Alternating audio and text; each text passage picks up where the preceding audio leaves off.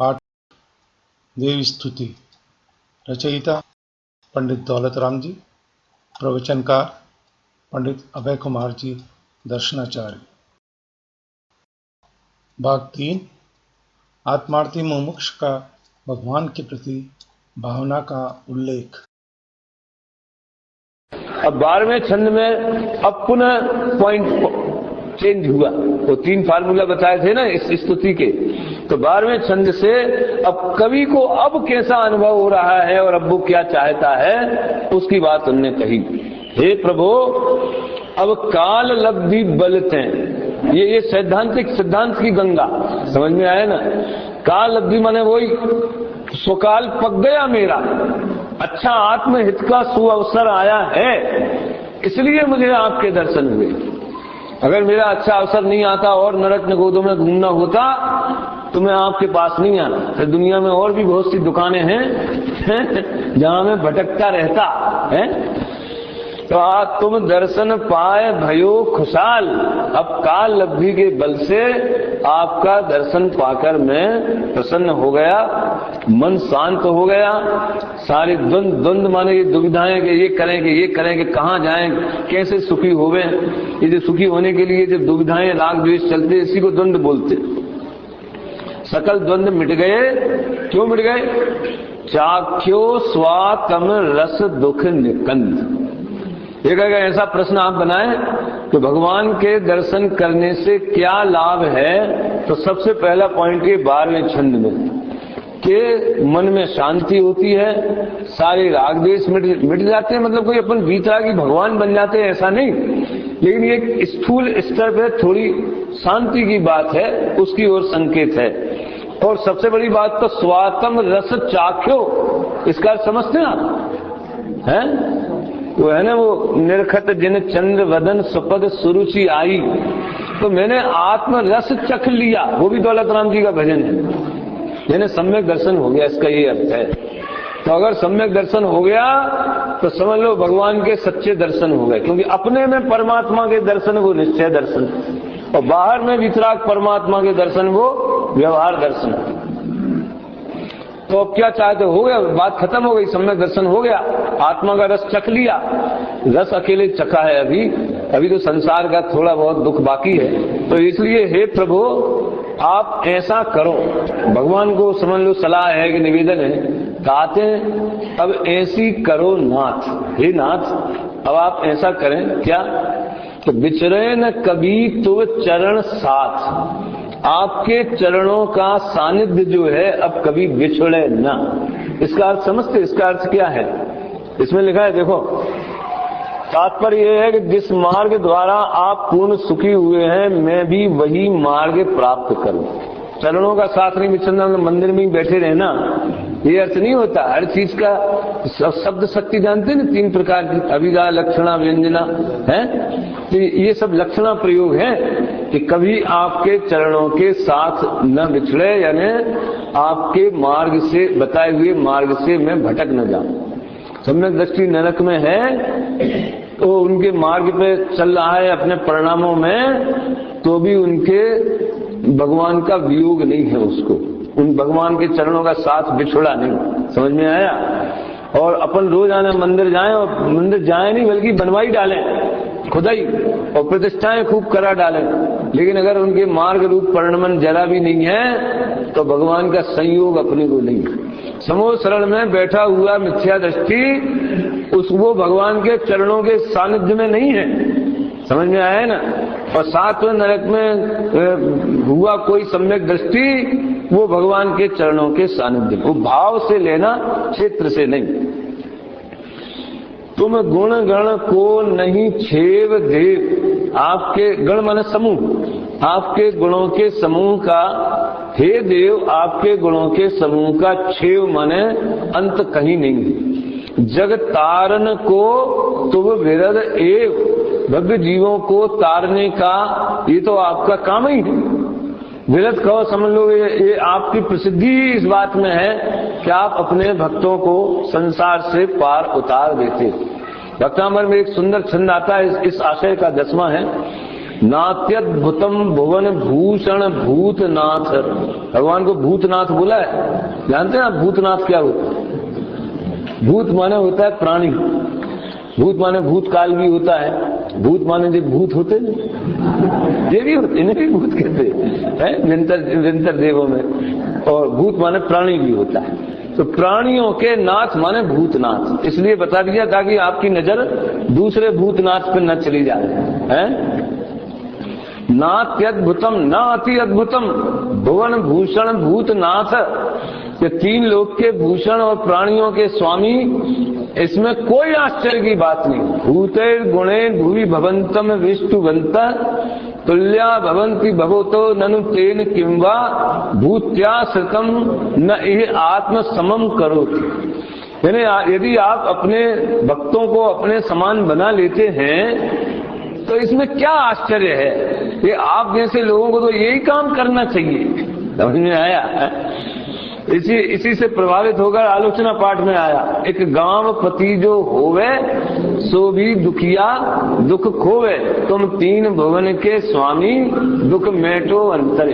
अब स्तुति में साहब इतना व्यवहार तो मंजूर करना पड़ेगा। अब कभी मिथ्या दृष्टि हो गया, ये तो भगवान से मांग रहा है, ऐसा नहीं मांगा। ये उपचार में आप तीन लोक के स्वामी हो, मेरे दुख दूर करो, इतना तो बोला जाता है। ख्याल में आया? नहीं तो स्तुति का है। अब देखो इसमें क्या मांग की गई, ज्ञानी भक्त क्या चाहता है, इसका सर्वश्रेष्ठ नमूना इन पंक्तियों में है।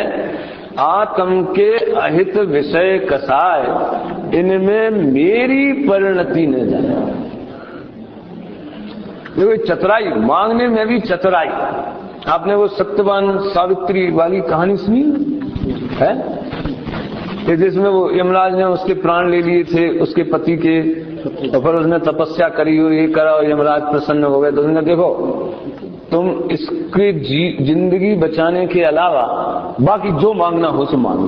जैसे अन्य मत में कथा आती, तो सावित्री इतनी चतुर थी, उसने कहा मेरे 100 पुत्र हो गए। तो उसने कहा तथास्तु। समझ में आया ना? अब वो ले जाने लगा उसको, तो इसको कहाँ ले जा रहे हो? तो अपनी तय थी ना कि मैं तो पति की जिंदगी नहीं मांगूंगी, लेकिन महाराज पति नहीं रहेंगे तो पुत्र कहाँ से आएंगे? अब यमराज की समझ में आई, उनके यहाँ वरदान देने वाले भी ऐसे ही होते हैं। पता ही नहीं रहता है कि ये वरदान का क्या इफेक्ट होने वाला है। ऐसे भगवान मुझे कुछ नहीं चाहिए, मुझे कुछ नहीं चाहिए। समझ में आया? अगर चाहिए तो आप इतना करो कि विषय कसाय में मेरी परिणति न जाए। ये तो नेगेटिव बोला। नीचे के छंद में है कि रत्नत्रय निधि दीजे मुनीस, तो अब क्या बाकी रह गया? रत्नत्रय मांग लिया, माने उन सिद्ध पद ही मांग लिया ना पूरा है। इसमें एक सबसे बड़ा संदेश ये छुपा है कि जो आत्मार्थी अथवा ज्ञानी, मैं दो शब्दों का प्रयोग इसलिए करता हूं कि आत्मार्थी माने किसी भी सम्यक दर्शन का लेबल नहीं लगा होवे, समझ में आया ना, और सम्यक चाहता होवे, मुक्ति मुमुक्षु, तो उसकी ये भावना होती है, और ज्ञानी की तो होती ही है कि मेरे भीतराग परिणति में वृद्धि होवे, मोराग द्वेष घटे, अंदर की निर्मलता चाहते, आंतरिक सुख चाहते। यानी लौकिक सुखों की कामना आत्मार्थियों को तथा ज्ञानियों को नहीं होती। आत्मार्थी को नहीं होती तो ज्ञानी को कहां से होगी? बात समझ में आई? इसमें ये संदेश छुपा है। तो हमें अपने विद्यार्थियों को, बच्चों को ये भी बताना चाहिए। तो और आगे देवशास्त्र गुरु वगैरह के पाठ है, उनमें भी ये बात है कि भगवान ने सब कुछ छोड़ दिया, अब उनसे हम मांगे। अन्य मत में तो यही कि लड़का लड़की जाएंगे भगवान के मंदिर में और नमस्ते करेंगे, वो कहेंगे तुमने क्या मांगा, वो कहेंगे तुमने क्या। मैंने बिना मांग के वहां जाने का कोई काम ही नहीं। डॉक्टर साहब ने एक पुस्तक लिखी लमोकार महामंत्र, उसमें एक बहुत बड़ी बात जो हम लोगों के ख्याल में भी तभी आई जब उनने कही कि नमोकार मंत्र दुनिया का श्रेष्ठ मंत्र इसलिए है कि इसमें भगवान से कुछ नहीं मांगा गया। अरे इसमें तो रत्नत्रय निधि चाहिए, ये भी नहीं मांगा। हमें तो बस आपके स्वरूप की महिमा है, इसलिए हम आपको नमस्कार करते हैं। तो ये भाव इसमें 14वें और 15वें छंद में है। इनका आशय आप उसमें से पढ़ लेना, मूल बात मैंने आपसे कह दी। असोल में छंद में भी थोड़ा पुनः स्तुति तो की है, लेकिन किस तरीके से की है? शशि शांति करण तप हरण हेत। जिस तरह चंद्रमा शांति करने वाला है और तप माने गर्मी को दूर करने वाला है, तो उससे कहना नहीं पड़ता, प्रार्थना नहीं करनी पड़ती। चंद्रमा का उदाहरण क्यों दिया? ये उसका स्वभाव है, उससे कहना नहीं पड़ता। उसी तरह आपसे भी बिना कहे हमारा कल्याण हो जाएगा। स्वयमेव अपने आप ही आप कुशल देत, कुशल माने यही समझ लो जो हमारा कल्याण करने वाले हो, उसके लिए कहने की जरूरत नहीं। तो एक उदाहरण चंद्रमा का, यानी बिना कहे अपने आप काम होना, उसके दो उदाहरण, एक चंद्रमा का और दूसरा अमृत। पीवत पीयूष, पीयूष माने अमृत। ज्यों रोग जाए, अमृत पान करेगा तो अपने आप रोग दूर हो जाएगा, उसका स्वभाव ही है। क्यों तुम अनुभवते भव नशाय, इसी तरह आपका अनुभव करने से भव दूर होता है। अंत में समापन करते हैं, हे नाथ, तीन लोक और तीन काल में ऐसा कोई नहीं है कि जो आपके बिना, ऐसा कोई नहीं है जो हमारे सुख में निमित्त बने, हमारे कल्याण में निमित्त बने। ये मुझे अच्छी तरह से निश्चय हो गया है कि दुख जलधि, जलधि माने क्या होता है? समुद्र। दुख रूपी समुद्र से पार उतारने के लिए आप ही एकमात्र जहाज हैं। तुम गुण गण मणि, गुणों के समूह की जो मणि है, देखो अनुप्रास अलंकार कितना जोरदार। गुण गण मणि, गणपति, गणमणि और गणपति। गणपति जाने क्या होता है जानते हैं?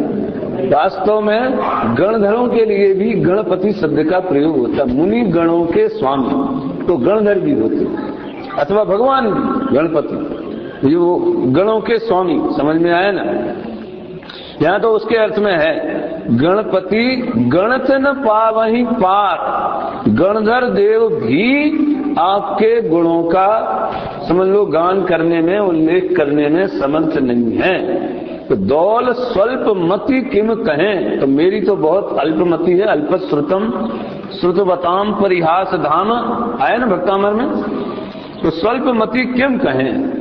तो अब कह लिया, सुन लिया, सब बात हो गई, लेकिन जब विदाई लेंगे तो अच्छा साहब चलते हैं, आपका बहुत समय लिया। देखो ये प्रक्रिया अपने लौकिक जीवन में भी होती, जो अपन ने धार्मिक जीवन में उसको एक अच्छा रूप दिया है। नमो त्रयोग समान मन वचन काय से मैं आपको वंदना करता हूँ, और जो इसमें जो अर्थ बताए हैं, जो भाव बताए हैं, उसके अनुसार आप स्वयं इसको तैयार करें।